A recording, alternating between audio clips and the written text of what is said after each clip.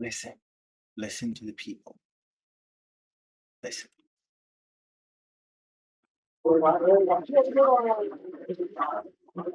I like to say that the bike doesn't care about what gender you were assigned at birth. The bike doesn't judge you. Rachel McKinnon is getting set to compete in one of her first races of the season. A small crowd of spectators has gathered just outside of Atlanta to cheer on some of the local cyclists. Rachel McKinnon is winding up now. No one appears too concerned with McKinnon during her time trial, but in the past, she's found herself at the center of a political firestorm.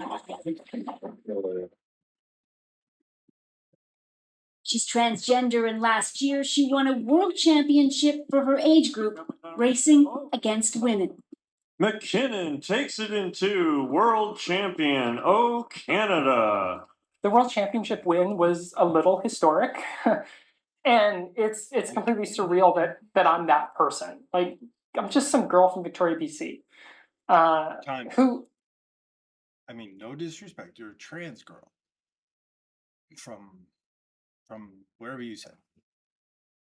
But competing against females, biological females,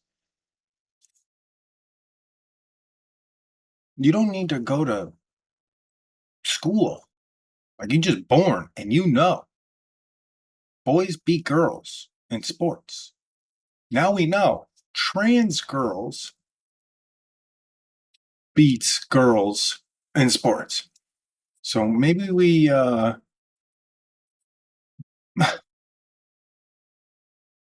maybe we should rethink that. just wanted to race her bike.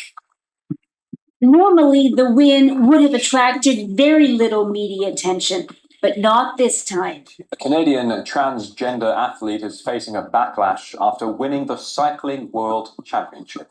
Rachel McKinnon, who was born male, She says the reaction online was overwhelming. A lot of support, but good goddess, the amount of backlash was a new level for me. I'd like to point out real fast. Being mean or threatening, no good. Because I mean, this should be a simple vote. You know what I mean? Like, we should be able to vote on whether or not a trans girl can in fact compete against a born or biological girl. And I'm pretty sure people would vote no. Like, they gotta create a new league. Like, I'm like that, not caring about much.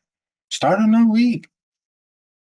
Like, after 18, because, children, you gotta leave that alone. Mother Nature took care of that.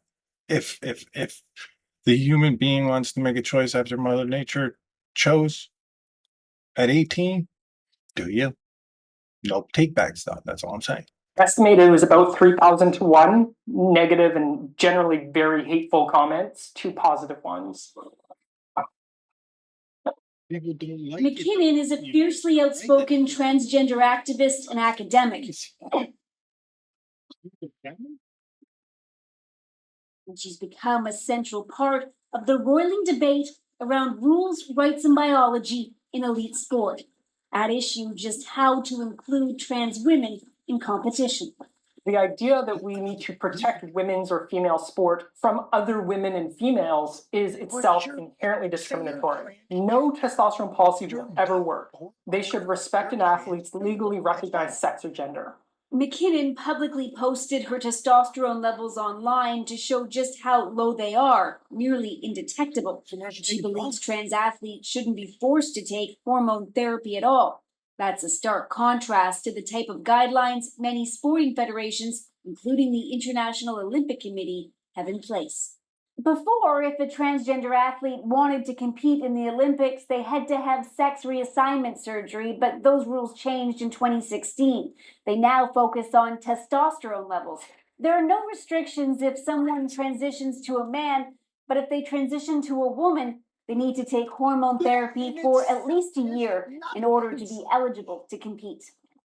Pick up the big toe. 1, 2, 3, 4. This isn't just an issue limited to the highest levels of sport like the Olympics. Jump, float, beautiful.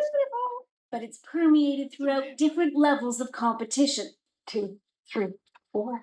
Linda Blade is a coach and president of Athletics Alberta. She believes it isn't right to have trans women compete in female categories and instead should be in an open division.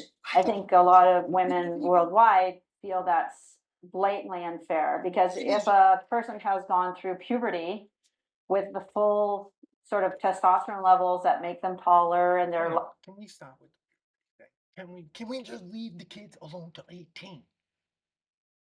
Like, what are we doing? The only people making money off of these puberty blockers and this medicine, this arguing, is politicians and people who sell drugs and the doctors.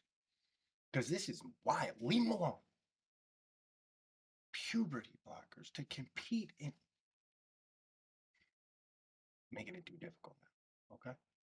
lungs bigger and their muscles bigger and their frame size larger. They have just incredible advantage. It doesn't matter that you take down their testosterone for 1 year. She says competitive sports already separate people based on their body type. For instance, she says flyweight boxers don't compete against heavyweights. In the US, trans athletes have sparked a lot of debate. In Connecticut, some parents started a petition demanding a rule change after 2 trans athletes started winning girls' high school sprint races. Online, the conversation has turned particularly toxic, with insults thrown from all sides.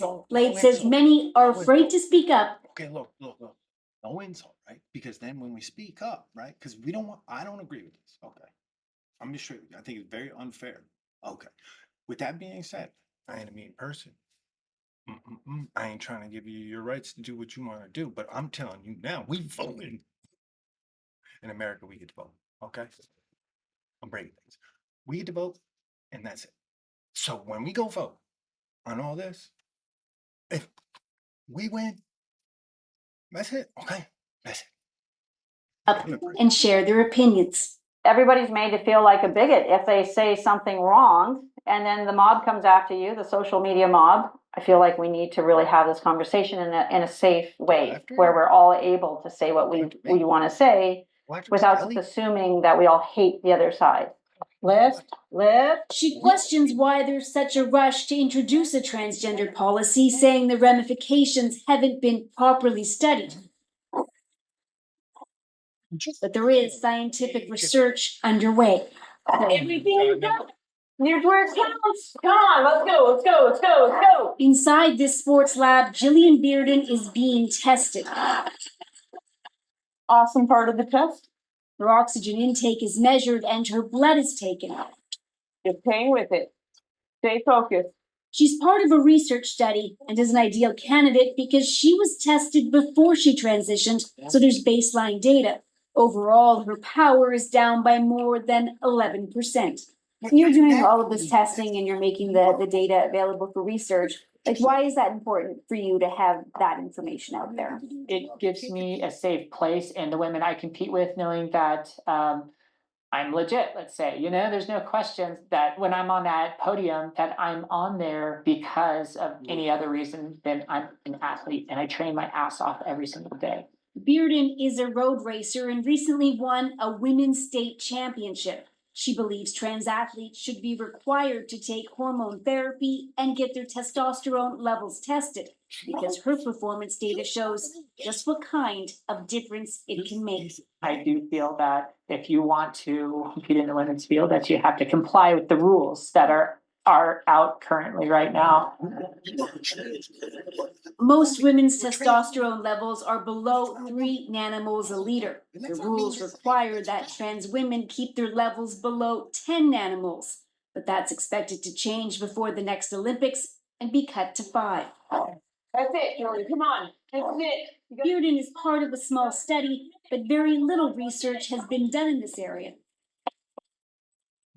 Canadian Joanna Harper is hoping to change that. As a trans athlete and a scientist, Harper has unique insight. She started her transition in 2004. Within 9 months of hormone therapy, I was running 12% slower. And that's the difference between serious male distance runners and serious female distance runners. As a long distance runner, the gap was shocking, but as a medical physicist, intriguing. So she set out to track trans athletes, including Bearden. Harper became an You're going to a scientist talking about a transgenders and the gonna be like that don't make no sense. It sounds like Trump going to court in New York. This is wild. advisor to the IOC, and this fall will help lead a much larger study at a university in the UK. She says there are still gaps around understanding how athletes are affected by gender transition. Once someone goes through puberty, how do their muscles and cardiovascular systems respond to the drugs? Why do you think this is something that the sports community needs to deal with right now? So it would be very, very easy for a few individuals with full male athletic capability to completely swamp the women. And we saw that in the Rio Olympics. Semenya now taking the lead, looking fresh and powerful. By that, she means the 800-meter final. It'll be Semenya all by herself. South African runner Caster Semenya took gold. She, along with the silver and bronze medalists, all have unusually high levels of testosterone. While the context around trans and intersex athletes is very different, it's all become part of this larger, often contentious discussion around what is a simple advantage and what is unfair. And Harper has often found herself right in the middle of it. All I can do is continue to push on and try to be rational and reasonable and hopefully get more science and more data. But yeah, it's hard when things are so divided and so heated. And often public and very personal. Rachel McKinnon said she had to ask for people to flag the hateful content that was coming in on her Twitter feed. These fears that trans women are a threat to women's sport are irrational fears of trans women, which is the dictionary definition of transphobia, and we need to call it what it is. McKinnon may be one of the most vocal activists in this entire debate, but tonight at this race, she was quieter, even appearing apprehensive. She chose to race alongside the men in one event because they would push her. Away from the field. She ended up finishing well back. Afterwards, though, it was the women who wanted to meet her. I hope that by the time an athlete who's trans gets in the Olympics, that we celebrate that and not revisit this debate over again, whether it's fair or not. But that might be wishful thinking. Right now, this issue remains very divisive. And as the next Olympics get closer, it's possible the debate could get even louder. Good work, Rachel. Way to ride tonight. Briar Stewart, CBC News, near Atlanta, Georgia. Of the subcommittee. Hearing about female athletes entitlement. What? Oh my gosh. It jumped right into this. It's everywhere. We gotta vote. Nothing bad happened to either side, right? Or we gotta vote.